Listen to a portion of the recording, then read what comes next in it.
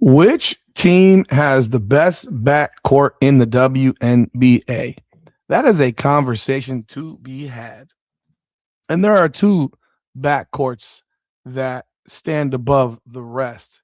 You look at the entire league and you look at what they've got with you look at Las Vegas, for example, you got Chelsea Gray and Jackie Young.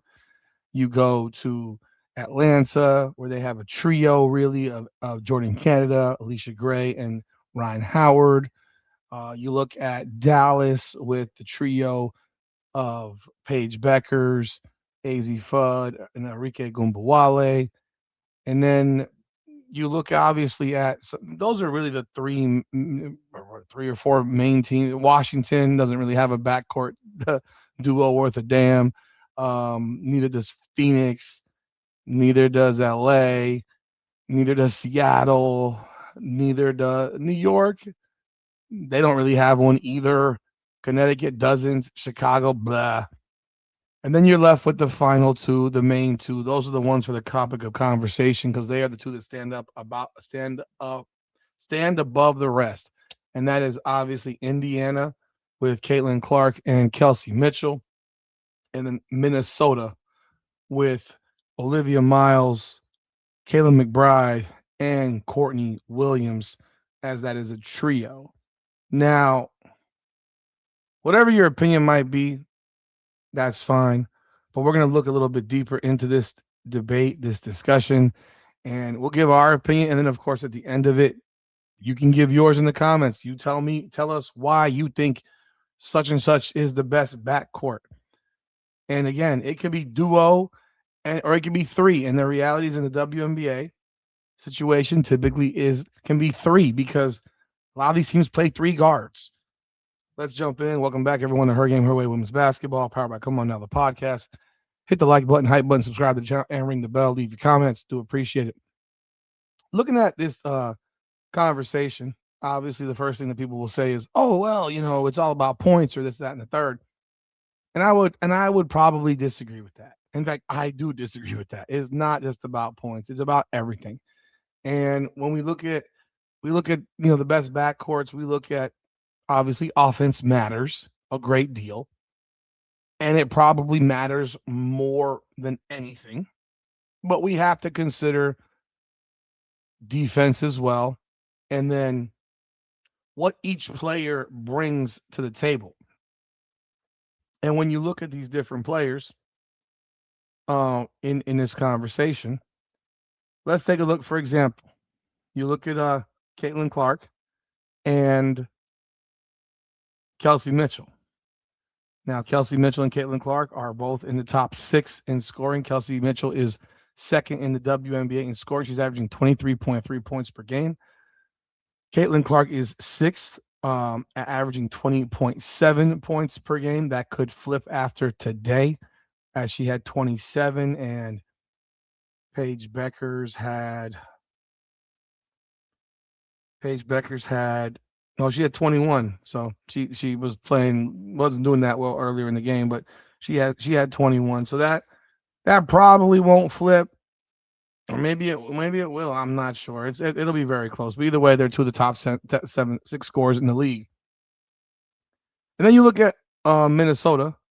Olivia Miles is 8th in the league at 19.6. Kayla McBride's 10th in the league at 18.1. And then Courtney Williams is 18th in the league at 15.8.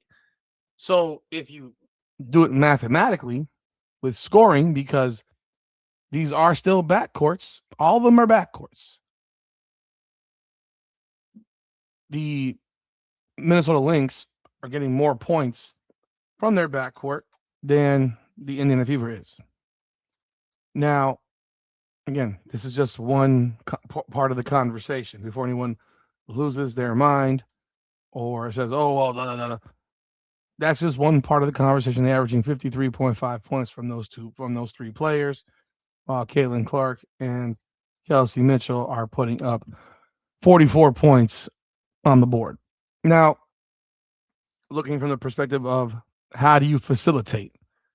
Caitlin Clark is the best facilitator in the WNBA. She's averaging 7.8 assists per game. That's good for second in the WNBA behind Alyssa Thomas.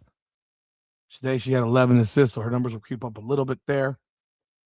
While Kelsey Mitchell, realistically, doesn't pass the ball all that much, albeit she's averaging 2.8 assists, while Kayla McBride's averaging 2.2.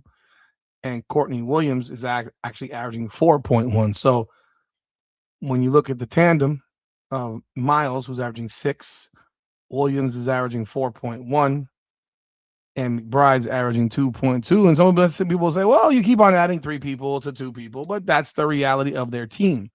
That is their backcourt. It is not just 2 players, it is 3. And then you look at Mitchell with Clark, and they're at, what are they at? They're at 10.6 assists per game, the combination, while Minnesota is over 12. But this is not why I would, this is not the end all be all. Then you have the conversation about rebounding. Caitlin Clark is one of the better guard rebounders in the league, but so is Olivia Miles. Kelsey Mitchell doesn't rebound.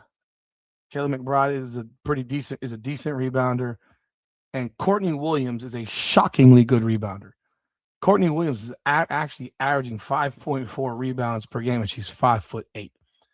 Being that Kelsey Mitchell is a comparable 5'8", averaging 1.6 rebounds, that should give you a gauge of the type of player that both player is. Courtney Williams can be an elite scorer, I think, in the WNBA. It's just not her role. And she is a far more, I guess the word would be she's more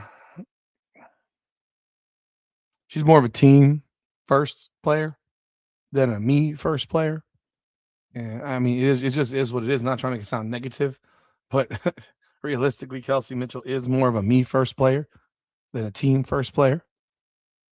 And she also averages 16.3 shots, which is the most of any of these players by us, a decent amount. 2 more shots than Courtney Williams, 3+ more shots than Kayla McBride, 2.5 more shots more than Olivia Miles, and even a shot more than Caitlin Clark. So looking at them from that perspective, if you were to give me, obviously you should know by now my opinion. I think the best guard of these 5 guards is Caitlin Clark. I would absolutely put Olivia Miles as the second best guard of this group. Now I have to have the conversation about Kelsey Mitchell. And while she scores a lot, she doesn't do a whole lot more, in my opinion. And that's from watching her play a ton. She's a bucket getter. She scores. But if you need her to pass the ball, if you need her to grab a rebound, if you need her to do anything defensively, we might have some issues. So I think McBride is a better. She shoots. Actually, Kelsey Mitchell shoots close to 50%. But I look at it from a wider lens of what else does McBride do? She rebounds better than Kelsey Mitchell. And I also think that when McBride is on a heater, she's just disgusting. Like next level scary. I've watched her now in 2 games of the last 4, and she's had 70 points in those 2 games. 37 in one and 33 in another. I mean, when she gets going, be very afraid. Now that Minnesota's gotten Afisa Collier back, there could be some drop off for either McBride, Williams, or maybe McBride, Williams, and Miles in their scoring numbers. That's a possibility. It's a good possibility, in fact. Or maybe Natasha Howard's the one that's going to take a real step back in scoring. But this is one of those arguments where I would tell you, if you gave me 3 guards, if I listed them in order, I would go Caitlin, Olivia Miles, McBride, Kelsey, Courtney Williams. That would be my order of guards. So take that for what it is. Now, looking from a defensive perspective, So we looked at the offense. Now we look from a defensive perspective because guess what? Defense still matters. And by now, I think we have seen that, quite frankly, the Indiana Fever as a team don't defend very well.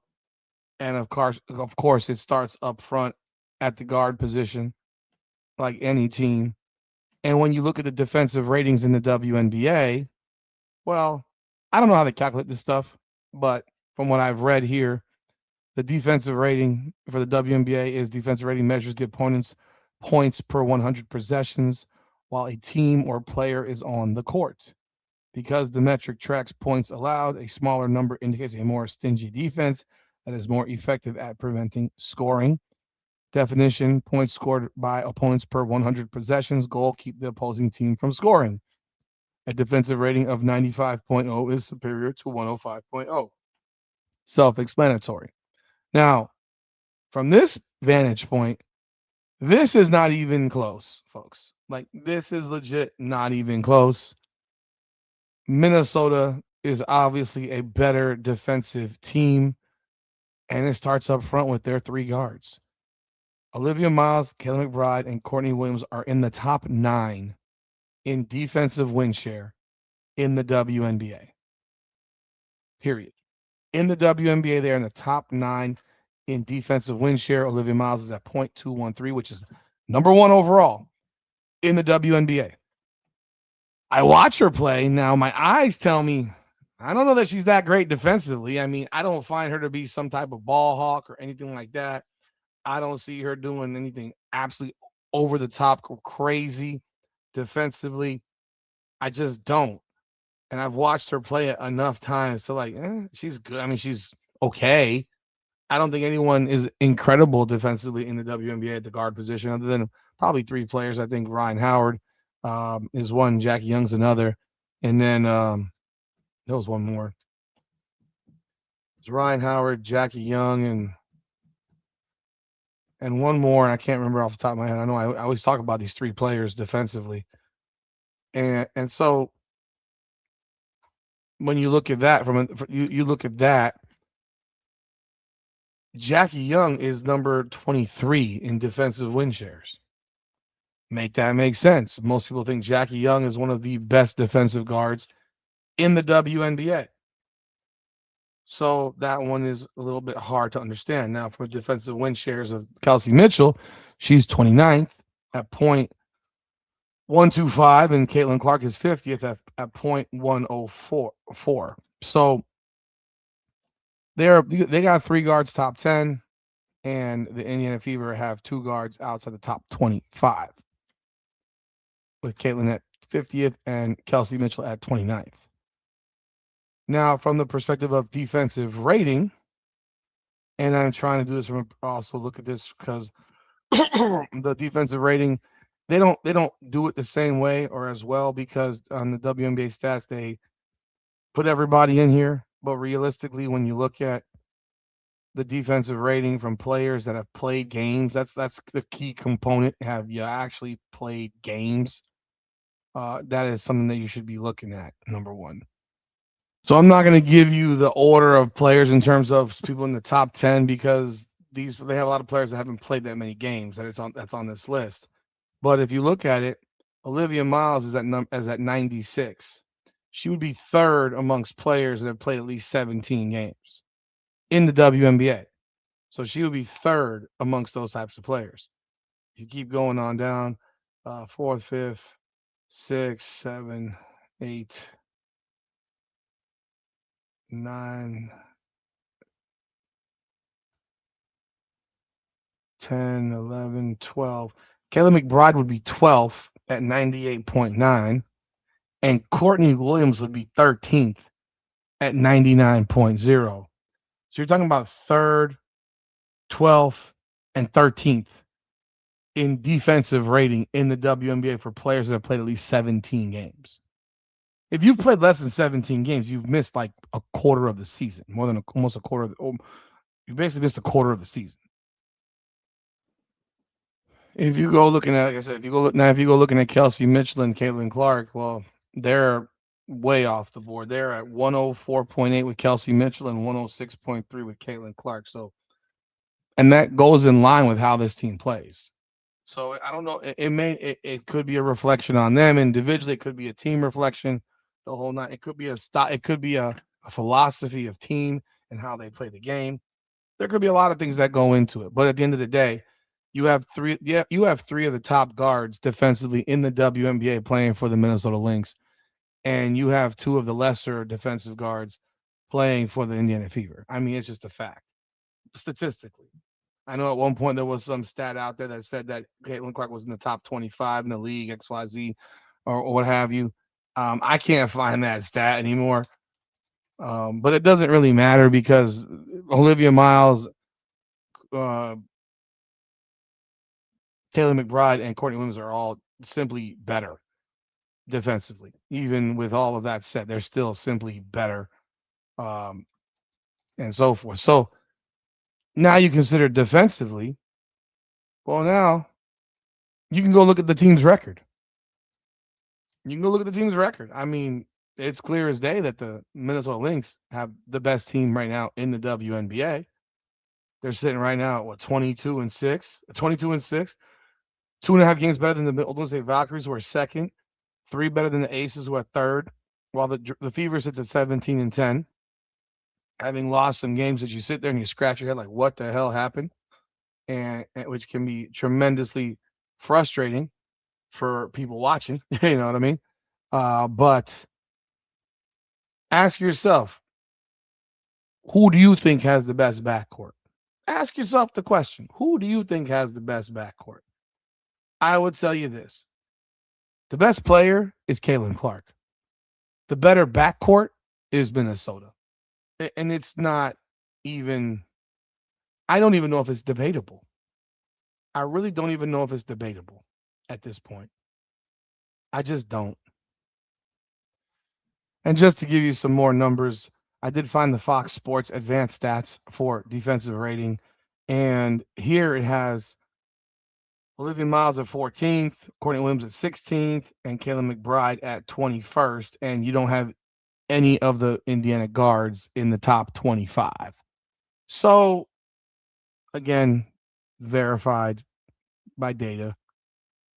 And for whatever reason, they don't have the ability to go past the top 25 on this Fox metrics defensive rating. So that's as far as we can go. And yeah, that's really all we got. Comparatively, the only way, let's see whatever here. That's crazy. It's not in the top 25 there either. Fucking. But that's all I got, man. Y'all let me know y'all thoughts in the comments. Who would I take as the better backcourt? I would take Minnesota. And it would be largely because of their defensive ability. Not so much the offense, more so the defense. I think their offense is even out because one, they got three players to two. And look, if you went for a third player for Indiana, guess what? You don't got one. That's the That's also the biggest problem. Indiana doesn't have a third guard. Like they don't have a third good guard on their roster, let alone in the starting lineup. They don't have a third good guard. People before you jump in say Sophie's not a guard. Now, Sophie is not a good guard. She's a small forward. She's a serviceable guard. She's not on the level of any of these players. So take a breath and woo side in and out. But yeah, I would certainly go with the Minnesota Lynx backcourt over the Indiana Fever backcourt, and primarily because they are head and shoulders better defensively than in Indiana Fever backcourt. But hey, that doesn't mean the Indiana Fever backcourt isn't exceptional. They are elite scoring.